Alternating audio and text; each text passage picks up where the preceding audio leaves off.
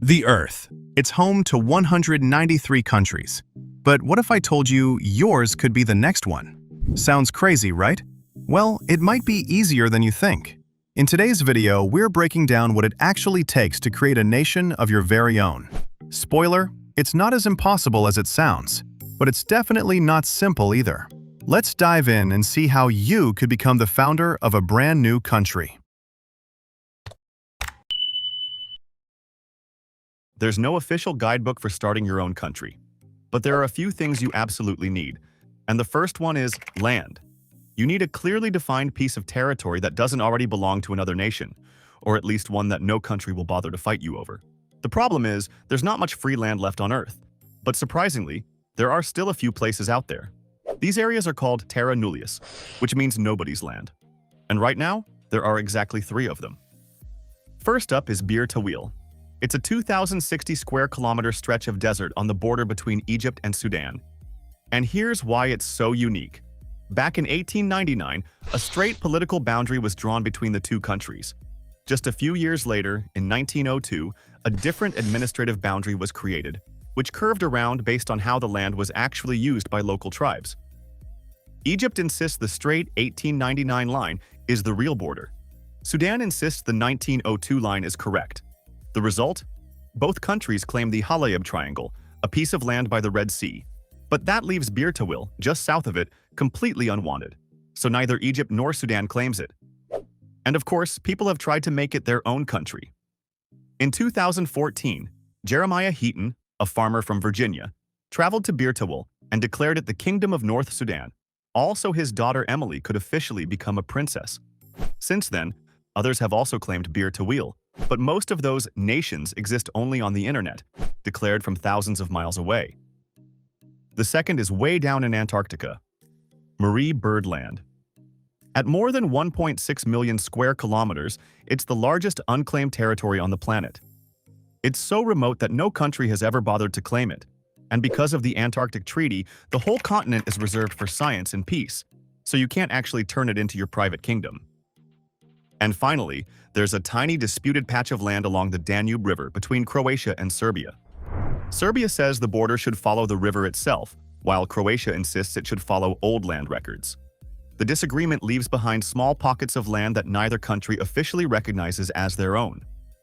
The largest of these is where, in 2015, Czech politician Vít Jedlička declared the creation of Liberland. He envisioned it as a libertarian, free market country. Since then, thousands of people around the world have applied for citizenship. But just like Bir Tawil, most of these claims are more symbolic than real.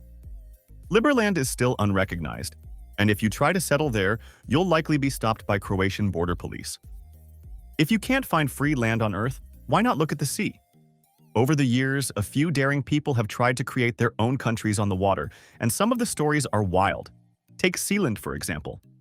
Off the coast of England, there's an old World War II anti-aircraft platform in the North Sea.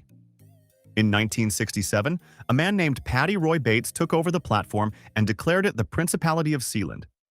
He even made himself a prince. Over the years, Sealand survived court battles, attempted invasions, and storms. But it still exists today, technically unrecognized by any government. People can even buy titles of nobility there, if they're willing to pay. Then there's the Republic of Rose Island near Italy.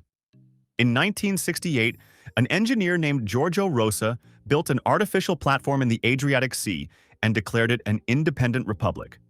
He even issued stamps and had plans for a post office and a restaurant. But the Italian government wasn't amused. They destroyed the platform just a year later. Rosa's dream of a floating nation ended before it could really begin. These sea nations show that if you're creative and maybe a little crazy, you can claim your own country even without land. The second thing you need to start your own country is people.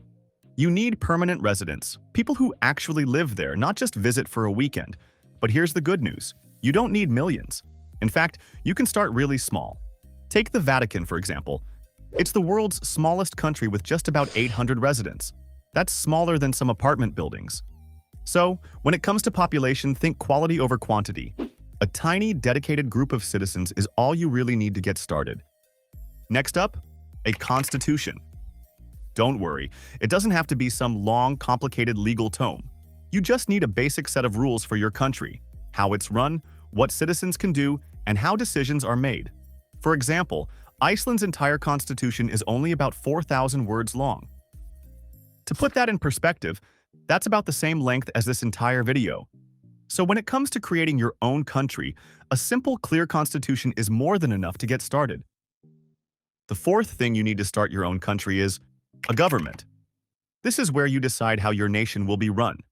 Will it be a monarchy with a king or queen? A democracy with elections? Or maybe something completely unique? The choice is yours. But a government isn't just about rules, it's also about identity. Every country needs a few key symbols to make it official: a flag, a passport, and a national anthem. The flag is your nation's face to the world, something people will recognize and rally behind. Passports are what give your citizens official status when traveling, and an anthem is a song that unites everyone and creates a sense of pride. Even tiny nations like Sealand or Liberland have their own flags, stamps, and mock anthems. It doesn't have to be complicated or fancy, but having these symbols makes your country feel real, both to your citizens and to the world. So, if it's actually this easy to start your own country, you might be wondering, why aren't there dozens of new nations popping up all over the world? Well, the truth is, there are a lot of attempts. In fact, there's a whole list of them on Wikipedia, micronations created by people all over the globe. But here's the thing. I've been saving the hardest part for last. Step number 5 is the real challenge: recognition.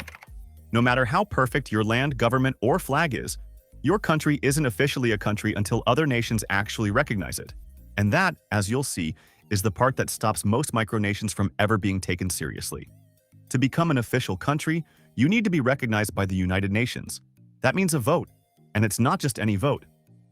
The UN has 5 permanent members: China, France, Russia, the United Kingdom, and the United States. And here's the kicker. All 5 of them have to say yes for your country to be officially recognized. And let's be real, there's basically nothing these countries would all agree on.